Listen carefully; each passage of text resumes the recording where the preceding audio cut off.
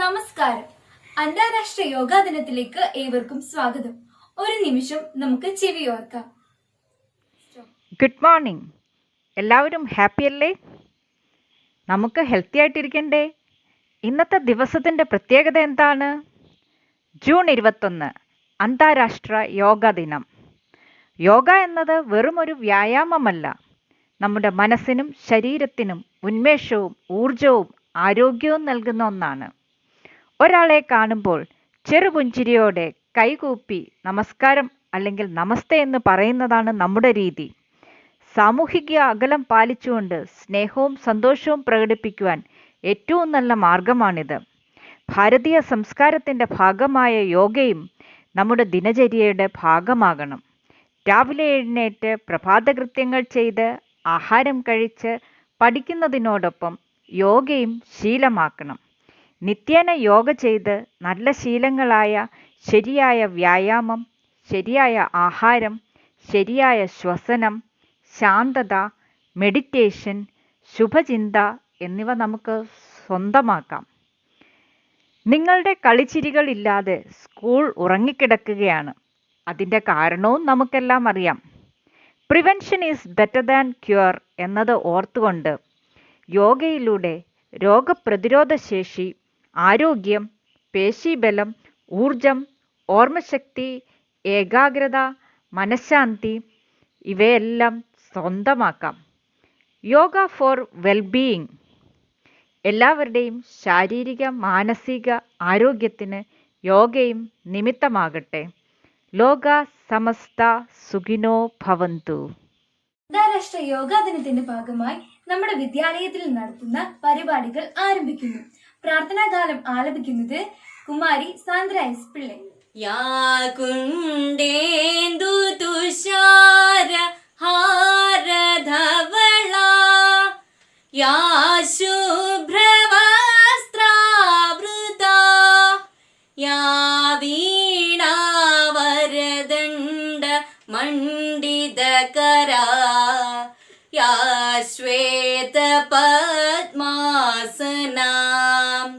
യാ ബ്രഹ്മാച്യുത ശങ്കര പ്രഭൃതിഭർ ദേവൈ സദാ വന്ദിതാ സാ മാം പാതു സരസ്വതി ഭഗവതി നിശേഷജാഢ്യാപഹ.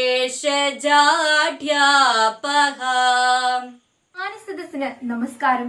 ജൂൺ 21 അന്താരാഷ്ട്ര യോഗാ ദിനമായി നാം ആചരിക്കുന്നു. 2014 ഡിസംബർ 11 ഐക്യരാഷ്ട്രസഭ ജൂൺ 21 അന്താരാഷ്ട്ര യോഗാ ദിനമായി നിർദ്ദേശിച്ചത്. എന്തുകൊണ്ടാണ് ജൂൺ 21 ലോക യോഗാ ദിനമായി ആചരിക്കുന്നത്? ഉത്തരാർദ്ധഗോളത്തിലെ ഏറ്റവും നീളമേറിയ ദിവസമാണ് ജൂൺ 21. ഈ ദിവസത്തിന് ലോകത്തിന്റെ പല ഭാഗത്തും പ്രത്യേക പ്രാധാന്യമുണ്ട്. ഭാരതത്തിന്റെ പൗരാണിക പാരമ്പര്യത്തിന്റെ വിലമതിക്കാനാകാത്ത സംഭാവനയാണ് യോഗ. ആർഷഭാരതത്തിലെ മുനിശ്രേഷ്ഠന്മാർ തങ്ങളുടെ വരും തലമുറയ്ക്ക് ശാരീരിക മാനസിക ശാന്തിക്ക് വേണ്ടി നൽകിയ മഹാപൈതൃകമാണ് യോഗ. യോഗ കേവലം ഒരു വ്യായാമമല്ല, മറിച്ച് നമ്മളും ലോകവും പ്രകൃതിയും ഒന്നാണെന്നുള്ള തിരിച്ചറിവാണ്. നാം ജീവിക്കുന്ന ഈ കാലഘട്ടത്തിൽ വിവിധതരം മാനസിക ശാരീരിക രോഗങ്ങളാൽ വലയുന്നവരെ നമുക്ക് കാണാൻ സാധിക്കുന്നു. ശരീരത്തിനും മനസ്സിനും ചികിത്സ വേണ്ടുന്നവർ, വിവിധതരം ജീവിതശൈലി രോഗങ്ങളാൽ വലയുന്നവർ, ഏകാഗ്രത നഷ്ടപ്പെടുന്നവർ തുടങ്ങി അനേക പ്രശ്നങ്ങൾ നമ്മെ ഓരോരുത്തരെയും വീർപ്പുമുട്ടിക്കുന്നു. രോഗശാന്തിക്കും ആരോഗ്യ പരിപാലനത്തിനും യോഗാഭ്യാസ കഴിവിനെ ആധുനിക വൈദ്യശാസ്ത്രം അംഗീകരിച്ചു കഴിഞ്ഞു. യോഗാസനങ്ങൾ നിത്യവും അഭ്യസിക്കുന്ന ഒരാൾക്ക് മനസ്സിനെ നിയന്ത്രിക്കാനും ഏകാഗ്രതമാക്കുവാനും കഴിയും. തന്റെ ഉള്ളിലുള്ള കഴിവിനെ കണ്ടെത്തുവാനും വികസിപ്പിക്കുവാനും യോഗയിലൂടെ കഴിയുന്നു. ശരീരമാദ്യം ഖലുധർമ്മ സാധന എന്നാണ് ആചാര്യവചനം. മനസ്സിനെ മനസ്സുകൊണ്ട് കീഴടക്കുവാൻ പ്രയാസമാണെന്നും അഭ്യാസം കൊണ്ടും വൈരാഗ്യം കൊണ്ടും കീഴടക്കാമെന്നും ശാന്തമാക്കാമെന്നും പറയുന്നു. നിസ്സാര കാര്യങ്ങൾക്ക് പോലും ആത്മഹത്യയും കൊലപാതകവും വർദ്ധിക്കുന്ന ഈ കാലത്ത് മനുഷ്യ മനസ്സിന്റെ ആരോഗ്യത്തെക്കുറിച്ച് ചിന്തിക്കേണ്ടിയിരിക്കുന്നു. വിവിധ തരത്തിലുള്ള വ്യായാമങ്ങളിലൂടെയും ഫിറ്റ്നസ് ട്രീറ്റ്മെന്റിലൂടെ രോഗപ്രതിരോധ മാർഗങ്ങളിലൂടെയും ശരീരത്തെ ആരോഗ്യപ്രദമായി നിലനിർത്തുന്ന നാം മാനസിക ആരോഗ്യത്തിന് പ്രാധാന്യം കൊടുക്കുന്നില്ല എന്നത് വളരെ ഖേദകരമാണ്. സത്യം, കാരുണ്യം, ദയ, സ്നേഹം, ദീനാനുകമ്പ തുടങ്ങിയ സദ്ഗുണങ്ങൾ മനുഷ്യന് നഷ്ടമായിക്കൊണ്ടിരിക്കുന്നു. മനുഷ്യനിൽ നിന്ന് മനുഷ്യത്വം അകന്നുപോയിക്കൊണ്ടിരിക്കുന്നു. മനുഷ്യ ജീവിതത്തിന് സംഭവിച്ച ഈ അധപതനത്തിനുള്ള കാരണം അവന്റെ വ്യായാമമില്ലായ്മയും പ്രകൃതിയിൽ നിന്നുള്ള അകന്ന ജീവിത രീതികളുമാണ്. യോഗാസനങ്ങളും പ്രാണായാമങ്ങളും നമ്മുടെ ജീവിത രീതിയുടെ ഭാഗമാക്കി മാറ്റണം. അത് മനസ്സിനും ശരീരത്തിനും സ്വസ്ഥതയും സമാധാനവും പ്രദാനം ചെയ്യുന്നു. മദ്യവും മയക്കുമരുന്നും ഉപയോഗിച്ച് ജീവിതം നശിപ്പിക്കുന്നവർക്ക് ഒരു സ്വാതന്ത്ര്യമാണ് യോഗ പരിശീലനം. അതിന്റെ പ്രാധാന്യം മനസ്സിലാക്കിയ ആൾ മനസ്സിലാക്കിക്കൊണ്ടും മനുഷ്യകുലത്തിന് ഏറ്റവും അത്യന്താപേക്ഷിതമെന്ന് തിരിച്ചറിഞ്ഞുകൊണ്ടുമാണ് UN ഭാരതത്തിന് സംഭാവനയായി ഈ മഹാശരിയെ ലോകത്തിന് മുഴുവൻ പരിചയപ്പെടുത്തുവാൻ ജൂൺ 21 ലോക യോഗാ ദിനമായി ആചരിക്കുന്നത്. ഭാരതത്തിന്റെ എക്കാലത്തെയും പ്രാർത്ഥനയും അതായിരുന്നുവല്ലോ, ലോക സമസ്ത സുഖിനോ ഭവന്തു. യോഗാ ദിന ആശംസകൾ അറിയിക്കുന്നതിനായി നമ്മുടെ സ്കൂളിന്റെ HM ശ്രീമതി സൂസൻ ഐസക് ടീച്ചറിനെ ആദരപൂർവ്വം ക്ഷണിച്ചുകൊള്ളുന്നു. പ്രിയമുള്ള കുഞ്ഞുങ്ങളെ, ഇന്ന് നമ്മൾ അന്താരാഷ്ട്ര യോഗാ ദിനം ആഘോഷിക്കുകയാണ്. ജൂൺ 21. നമ്മൾ യോഗാ ദിനത്തിൽ മാറ്റും ഒക്കെ വിരിച്ച് യോഗ അഭ്യസിച്ച് കാണുകയാണ് ചെയ്യുന്നത്. എന്നാൽ വർഷങ്ങൾക്ക് മുമ്പ് ഇത് ഇന്ത്യയിൽ പ്രാക്ടീസ് ചെയ്ത് വന്നിരുന്നതാണ്. നമ്മുടെ ഫിസിക്കൽ ആൻഡ് മെൻ്റൽ വളർച്ചയ്ക്ക് വേണ്ടി സേജസ് വർഷങ്ങൾ മുമ്പ് മുതൽ യോഗ അഭ്യസിച്ച് വന്നിരുന്നു. എന്നാൽ അന്താരാഷ്ട്ര യോഗ ദിനമായിട്ട് ജൂൺ 21 തിരഞ്ഞെടുക്കുന്നത് 2014 നമ്മുടെ പ്രധാനമന്ത്രി ശ്രീ നരേന്ദ്രമോദിജി ആണ് ആദ്യമായിട്ട് UN ഇത് അവതരിപ്പിച്ച് ഒരു അംഗീകാരം നേടിയത്. ജൂൺ 21 എന്ന ഡേറ്റ് ഓപ്റ്റ് ചെയ്തത് 177 രാജ്യങ്ങളാണ്. അന്ന് ഇത് ലോങ്ങസ്റ്റ് ഡേ, ഏറ്റവും അധികം സമയം സൂര്യൻ ഉദിച്ചു നിൽക്കുന്ന ദിവസമായതുകൊണ്ടാണ് ഇത് ജൂൺ 21 തിരഞ്ഞെടുക്കപ്പെട്ടത്. ഓരോ വർഷവും യോഗാ ദിനത്തിന് ഓരോ തീമുണ്ട്. ഈ വർഷത്തെ theme yoga for well being ആണ്. ഈ വർഷത്തെ പാൻഡമിക് സിറ്റുവേഷൻ, കൊറോണ വൈറസിൻ്റെ കാലഘട്ടത്തിൽ നമ്മളെല്ലാം നമ്മളുടെ വീടുകളിൽ ഇരിക്കുമ്പോൾ നമുക്ക് ഫിസിക്കൽ ആൻഡ് മെൻ്റൽ എബിലിറ്റി കൂട്ടാനായിട്ട് യോഗ അഭ്യസിക്കുന്നത് ഏറ്റവും നന്നായിരിക്കും. യോഗ അഭ്യസിക്കുന്നതിനോടൊപ്പം നമുക്ക് ഒത്തിരി രോഗങ്ങളിൽ നിന്ന് മാറി നിൽക്കാനായിട്ട് സാധിക്കും. വാദം, ഹാർട്ട് ഡിസീസസ്, പിന്നെ നമ്മുടെ സ്ട്രെസ് കുറയ്ക്കാനും ഒക്കെ യോഗ നമ്മളെ സഹായിക്കും. നമ്മുടെ സ്കൂളിൽ ഈ ദിനം ആഘോഷിക്കുന്നതിന് വിനു സാറിൻ്റെ ലീഡർഷിപ്പിൽ നമ്മൾ ഇവിടെ യോഗ ചെയ്യുവാനായിട്ട് പോവുകയാണ്. ഈ യോഗ നിങ്ങളെ ചെയ്യിപ്പിക്കുമ്പോൾ നിങ്ങളത് ശ്രദ്ധിച്ച് പഠിച്ചിട്ട് എല്ലാ ദിവസവും അരമണിക്കൂറെങ്കിലും ചെയ്യാനായിട്ട് ശ്രദ്ധിക്കുക. എല്ലാവർക്കും എല്ലാവിധ ആശംസകളും നേർന്നുകൊണ്ട് നിർത്തുന്നു. നന്ദി, നമസ്കാരം. അടുത്തതായി യോഗാ ദിന ആശംസകൾ അറിയിക്കുന്നത് നമ്മുടെ school principal doctor Jacob Abraham സാറാണ്.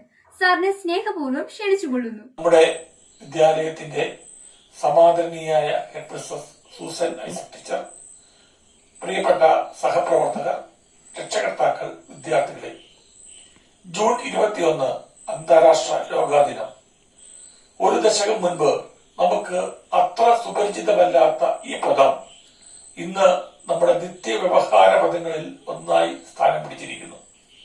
എന്താണ് യോഗ എന്ന ചോദ്യത്തിന് ഒറ്റ വാക്കിൽ ഒരു ഉത്തരം തേടിയാൽ നമ്മുടെ ശാരീരികവും മാനസികവും ആത്മീയവുമായ ഔന്നത്യത്തിനുള്ള വഴിയൊരുക്കലാണ് യോഗ എന്ന സംശയം പറയുവാൻ കഴിയും.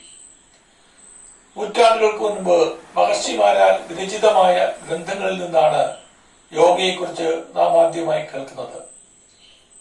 യോഗ എന്നുള്ളതായ പദം യോഗിമാരുടെ ജീവിതചര്യയാണ്.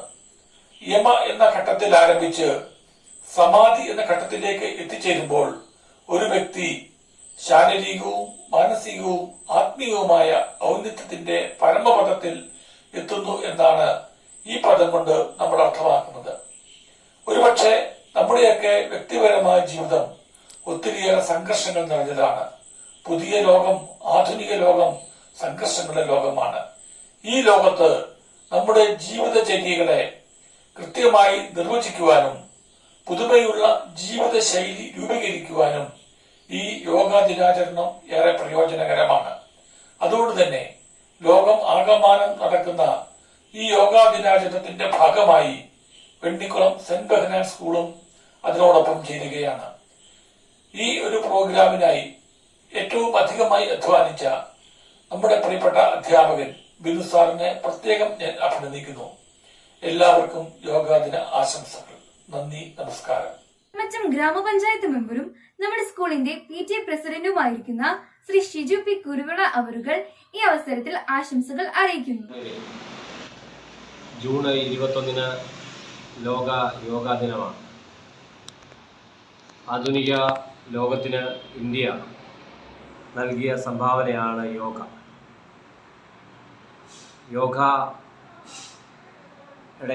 യോഗയുടെ അർത്ഥം ചേർച്ച എന്നാണ് യോഗയുടെ വാക്കിൻ്റെ അർത്ഥം. ഈ മാനസിക വെല്ലുവിളികൾ നിറഞ്ഞ ഈ കാലഘട്ടത്തിൽ ആ വെല്ലുവിളികളെ അതിജീവിക്കുന്നതിനും മനുഷ്യൻ്റെ മനസ്സിനെ ആയാസപ്പെടുത്തുന്നതിനു വേണ്ടിയുള്ള ഏറ്റവും നല്ല ഒരു ശീലമാണ് യോഗ എന്നുദ്ദേശിക്കുന്നത്. ലോക യോഗാ ദിനത്തിൽ നമ്മുടെ വെണ്ണിക്കുളം സെന്റ് ബെഹനാൻ സ്കൂളും പങ്കുചേരുന്നു എന്നറിഞ്ഞതിൽ അതിയായ സന്തോഷം. എല്ലാ ആശംസകളും ഈ യോഗാ ദിനത്തിൽ നേരുന്നു. നമ്മുടെ വിദ്യാലയത്തിലെ പൂർവ്വ വിദ്യാർത്ഥിയായ ശ്രീ രാജ് പ്രഭുവിനെ യോഗ അവതരണത്തിനായി അഭിമാനപൂർവ്വം ക്ഷണിച്ചുകൊള്ളുന്നു.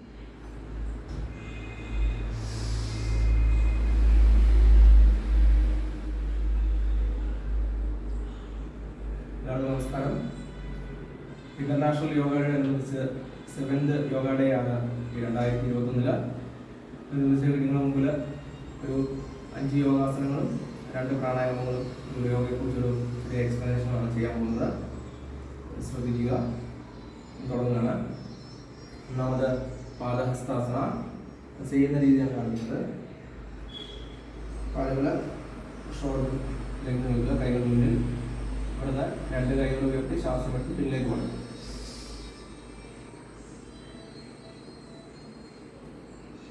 ഇവിടുന്ന് ഉച്ഛ്വാസം ചെയ്തുകൊണ്ട് നേരെ മുന്നിലേക്ക് വളയും. ചെയ്യുന്ന സമയത്ത് ബേസിക്കലി ഫസ്റ്റ് ചെയ്യുന്നത് ലെഗിന് ആംഗിളിൽ ക്യാച്ച് ചെയ്യാം, പിന്നെ ലെഗിന് ടോയിൽ ക്യാച്ച് ചെയ്യാം. പൂർണ്ണമായിട്ടും പറ്റുന്നവരെ കൈ നിലത്ത് ടച്ച് ചെയ്യുക. ഉച്ഛ്വാസം നോർമലി നടക്കുക.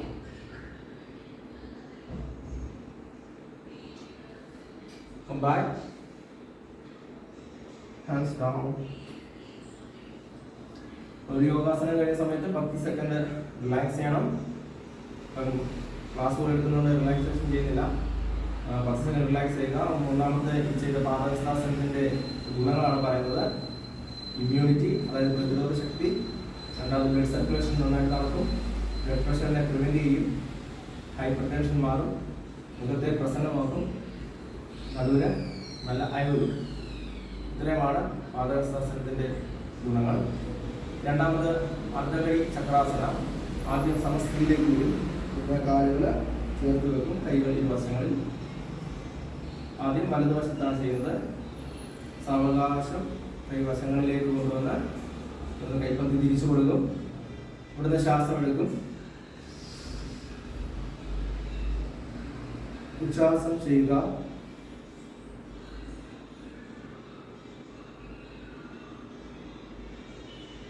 പൊസിഷനിൽ നിന്നുകൊണ്ട് ഉച്ഛ്വാസം ചെയ്യുക.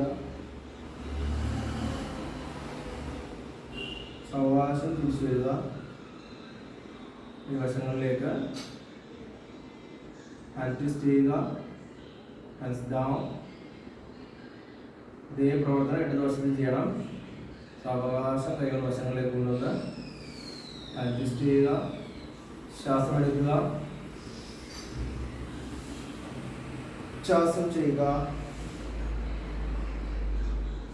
ഉച്ഛ്വാസം ചെയ്യണം.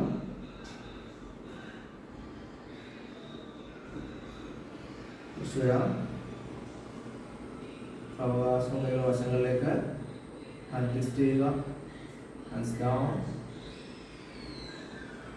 ഇത് അർദ്ധ കടി ചക്രാസന. അർദ്ധ മീൻസ് ഹാഫ്, കടി മീൻസ് സ്റ്റൊമക്ക്. ഇത് ചെയ്യുന്നവർക്ക് നമുക്ക് പ്രോപ്പർ ബോഡി ഷേപ്പ് കിട്ടും. നമ്മുടെ പ്രോപ്പർ ബോഡി ഷേപ്പ് എന്ന് പറഞ്ഞാൽ വി ഷേപ്പാണ്. ശരീരത്തിന് പ്രോപ്പർ ബോഡി ഷേപ്പ് കിട്ടും. സ്റ്റൊമക്കിന്റെ ഇരു ഭാഗത്തുള്ള ഫാറ്റിനെ മെൽറ്റ് ചെയ്യും, കൊളസ്ട്രോളിനെ പ്രിവെന്റ് ചെയ്യും, അതുപോലെ വിശർമ്മ ദഹനശക്തി ഉണ്ടാകും, കുളിച്ച് മാറും. ഇതാണ് അർദ്ധകടി ചക്രാസനത്തിന്റെ ഗുണങ്ങൾ. അടുത്തത് താലാസനമാണ്. സിമ്പിൾ. ഒന്ന് കാലുകൾ ഷോൾഡറിൽ വെക്കുക, കൈകൾ മുന്നിൽ, ഇവിടുന്ന് പതിയെ കൈകൾ മുന്നിലേക്ക് കൊടുക്കുക. അതിനുശേഷം കൈകൾ മുന്നിലേക്ക് ഉയർത്തുന്ന ശ്വാസം എടുക്കുക. ശ്വാസം എടുത്തുകൊണ്ട് കാലിലെ വെല്ലുവിളി ഉയർത്തി ഇങ്ങനെ മുകളിലേക്ക് ഉയർത്തുക. ശരീരത്തിനെ പൂർണ്ണമായിട്ടും മുകളിലേക്ക് വലിച്ചു പിടിക്കുക. ഉച്ഛ്വാസം ചെയ്യുക. ഇവിടെ നിന്നോട് ഉച്ഛ്വാസം ചെയ്യുക. ചില സമയത്ത് ശരീരത്തിനെ മാക്സിമം മുകളിലേക്ക് ടൈറ്റ് ചെയ്യണം.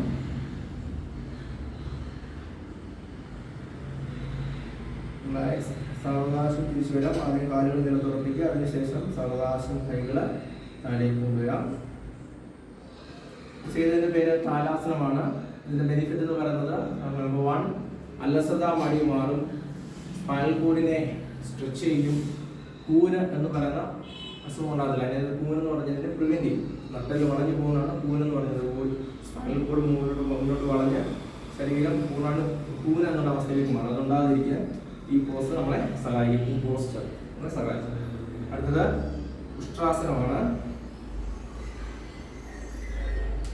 ആദ്യമേ ഒരു ഷീറ്റ് ഉപയോഗിച്ച് വേണം യോഗ ചെയ്യാൻ. നല്ല മുട്ടുകൂട്ടി നിന്നു. ഇവിടുന്ന് ആദ്യം വലത് കൈ കാലുകളെ കൊണ്ട് പറ്റുന്ന പോലെ കാലിൽ ഉപ്പൂറ്റേ പിടിക്കാൻ പറ്റുന്ന ഉപ്പൂറ്റേ പിടിക്കുക. അല്ലാത്തവരെ കാലിനെ പറ്റി വെക്കാം.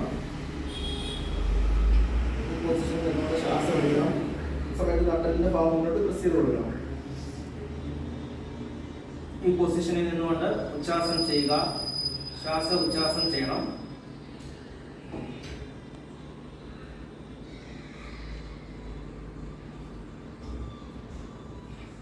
പോയതുപോലെ സാവകാശം തിരിച്ചു വരിക. ചെയ്തതിന്റെ പേര് ഉഷ്ട്രാസനം, അതായത് ക്യാമൽ പോസ്റ്റ് എന്ന് പറയും. ഇതിന്റെ പ്രധാന ബെനിഫിറ്റ് പറയുന്നത് നമ്മുടെ ചെസ്റ്റിനെ നന്നായിട്ട് വികസിപ്പിക്കും. അതുപോലെ ശ്വാസം മുട്ടല്, ആസ്മ, വിമിഷ്ടം അങ്ങനെയുള്ള രോഗങ്ങൾ ഉണ്ടാവില്ല. നല്ല ഫ്ലെക്സിബിലിറ്റി ഉണ്ടാകും. ശരീരത്തിന് നല്ല അയം ഉണ്ടാകും. ഇതാണ് ഉഷ്ട്രാസനം കൊണ്ടുള്ള ഗുണം. അടുത്തത് ശശാസനമാണ്. ഈ ഇരിക്കുന്ന പോസ്റ്ററിന്റെ പേര് വജ്രാസനമാണ്. വജ്രാസനത്തിൽ ഇരിക്കുന്ന സമയത്ത് നമ്മുടെ നട്ടല്, നമ്മുടെ സ്പൈനൽ കോഡ് നേരെയാണ് ഇരിക്കുന്നത്. വേറെ ഒരു പൊസിഷൻ ചെയ്താൽ നമ്മുടെ നട്ടല് നേരെ ആകില്ല. പക്ഷേ നമ്മൾ വജ്രാസനത്തിൽ ഇരിക്കുകയാണെങ്കിൽ ഓട്ടോമാറ്റിക്കലി നമ്മുടെ നട്ടല് നേരെയാവും. കൈകൾ കാലിന് മുട്ട പിടിച്ചിരിക്കും. ചെയ്യാൻ പോകുന്ന യോഗാസനം ശശാസനമാണ്. ഇവിടുന്ന് 2 കൈകളും ഉയർത്തി ശ്വാസം എടുക്കും. ശ്വാസം ചെയ്തുകൊണ്ട് നേരെ മുന്നിലേക്ക് 2 കൈപ്പത്തികളും നിലത്ത് ചെയ്ത് നെറ്റി നിലത്ത് മുതിക്കും. ഈ പൊസിഷനിൽ ഇരുന്നുകൊണ്ട് ഉച്ഛ്വാസം ചെയ്യുക. ഉച്ഛ്വാസം ചെയ്യുക.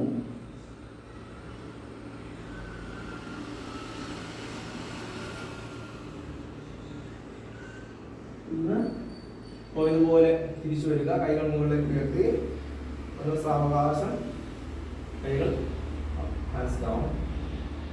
അപ്പം ഇത്രയും യോഗാസനങ്ങളാണ് ഇപ്പോൾ ഇവിടെ ചെയ്യുന്നത്. നമുക്ക് സമയത്തിൻ്റെ പരിമിതിയുണ്ട്. അതുകൊണ്ട് ഇത്രയും യോഗാസനങ്ങളാണ് ചെയ്യുന്നത്. 5 യോഗാസനങ്ങൾ. നിങ്ങൾ ഈ 5 യോഗാസനങ്ങൾ പരിശീലിക്കുക. അടുത്തത് പ്രാണായാമമാണ്. പ്രാണായാമം ചെയ്യുന്ന സമയത്ത് വളരെ സിമ്പിളായിട്ട് ഇരിക്കുന്ന പൊസിഷനാണ് സുഖാസന, ഈസി പോസ് എന്ന് പറയും. ഈ സമയത്ത് നമ്മുടെ കൈകൾ വരുന്ന സിമ്പിൾ ഓഫ് നോളജ്, അതായത് ജ്ഞാനമുദ്ര. നട്ടല് നേരെ വെച്ചിരിക്കും. ഇവിടുന്ന് ഒന്നാമത്തെ പ്രാണായാമം എന്ന് പറയുന്ന ശ്വസന പ്രക്രിയയാണ്. ദീർഘശ്വാസ ഉച്ഛ്വാസം എന്ന് പറയും. അത് ആദ്യം ഡീപ്പായിട്ട് ശ്വാസം എടുക്കുക, അതിനുശേഷം അത് ഉച്ഛ്വാസം ചെയ്ത് കളയുക.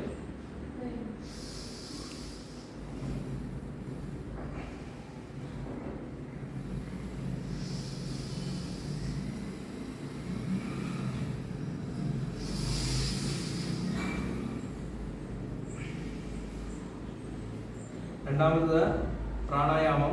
പ്രാണായാമം ചെയ്യുന്ന സമയത്ത് കൈകൾ ഈ രീതിയിൽ കൊണ്ടുവരേണ്ടതാണ്. ആദ്യം തള്ളവിരൽ കൊണ്ട് വലത് മൂക്കിന്റെ ഭാഗം അടച്ചു പിടിക്കുക. ഇടത് മൂക്ക് വഴി ശ്വാസം എടുക്കുക.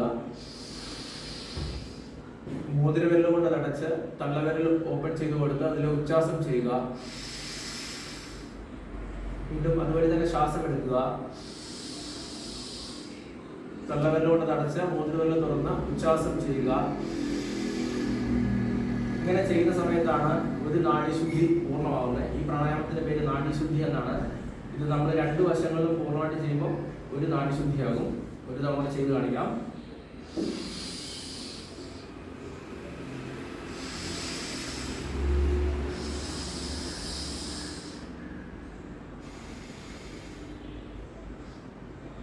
ഇതാണ് നാഡീശുദ്ധി ആയ പ്രാണായാമം. ഒന്നാമത്തത് നമ്മുടെ ദീർഘ ശ്വാസോച്ഛ്വാസമാണ്, അതിന്റെ ശ്വസന പ്രക്രിയ എന്ന് പറയും. രണ്ടാമത്തത് നാഡീശുദ്ധി എന്ന് പറയും.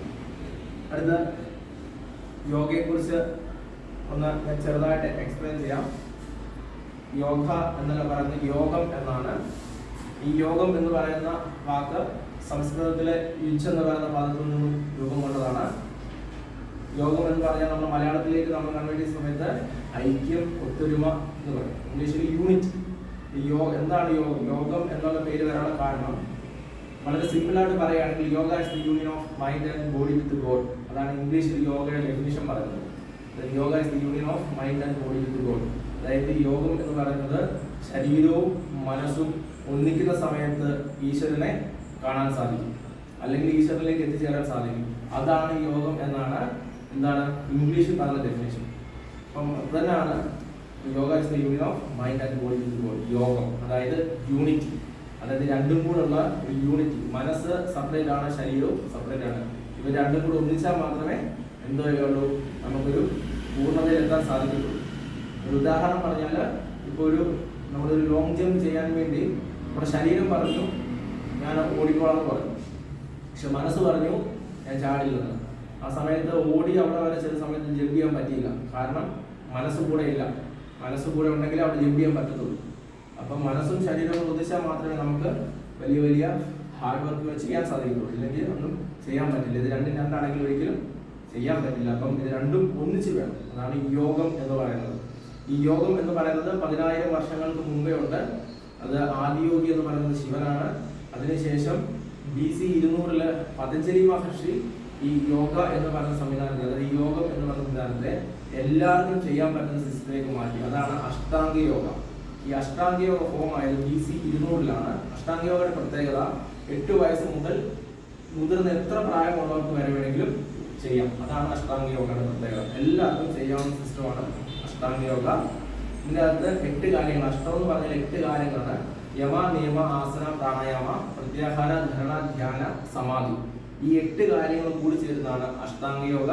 ഇതാണ് പതഞ്ജലി മഹർഷി ഫോം ചെയ്തത്. അത് BC 200 അതായത് ക്രിസ്തു വർഷം ഇപ്പോൾ 2021. ഇതിനു മുമ്പാണ് BC 200 പതഞ്ജലി മഹർഷി ഇത് ഫോം ചെയ്തത്. ശരിക്കും യോഗം എന്ന് പറഞ്ഞാൽ 10,000 വർഷങ്ങൾക്ക് മുമ്പേ ഉള്ളതാണ്.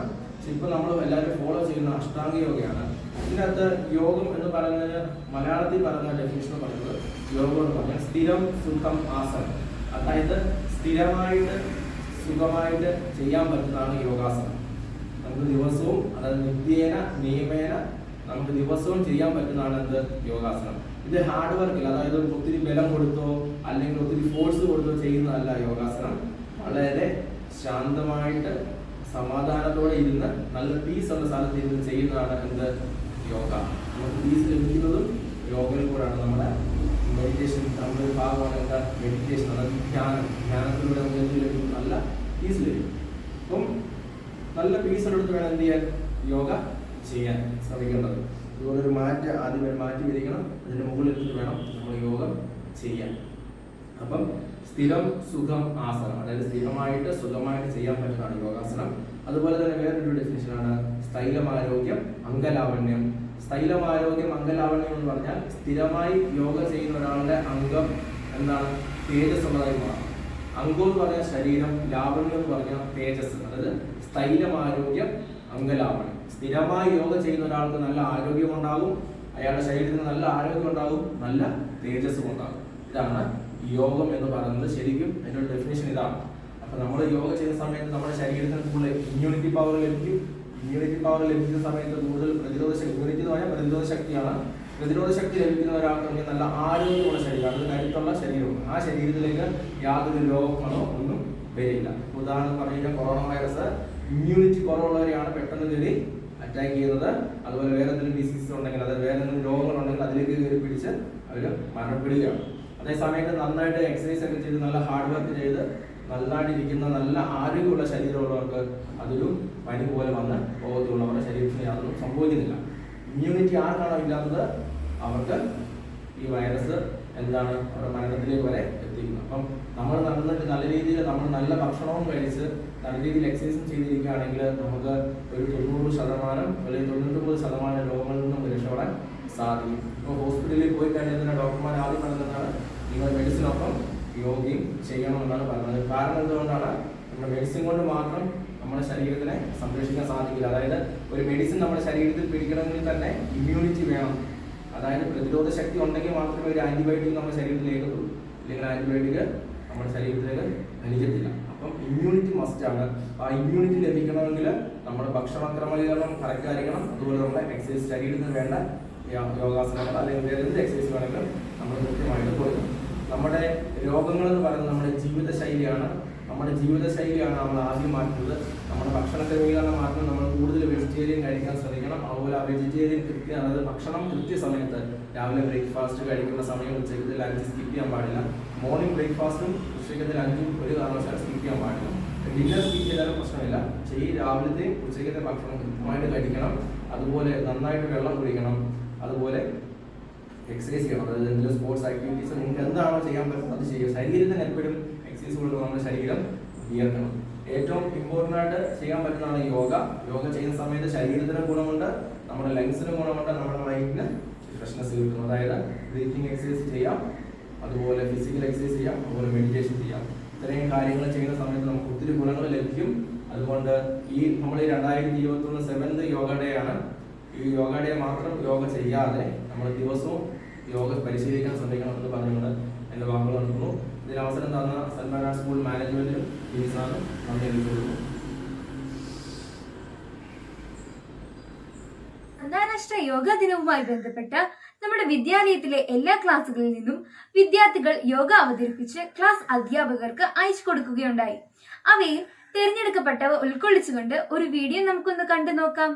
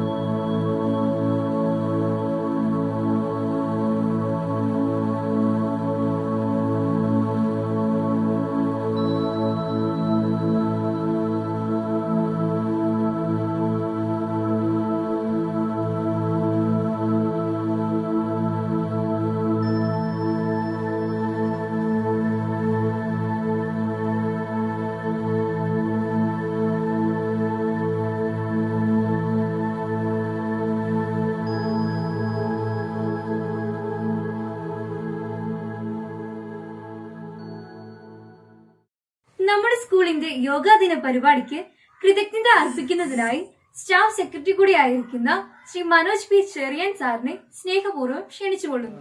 നമ്മുടെ സെൻറ് ബെർണാർഡ്സ് ഹയർ സെക്കൻഡറി സ്കൂളിൽ അന്താരാഷ്ട്ര യോഗാ ദിനത്തോടനുബന്ധിച്ച് ഇന്ന് ചടങ്ങുകൾ വളരെ ഭംഗിയായ രീതിയിൽ ഈ കോവിഡ് കാലഘട്ടത്തിൽ നമുക്ക് സാങ്കേതിക സൗകര്യങ്ങൾ ഉപയോഗിച്ച് ചെയ്യാൻ സാധിച്ചതിൽ വളരെ സന്തോഷമുണ്ട്.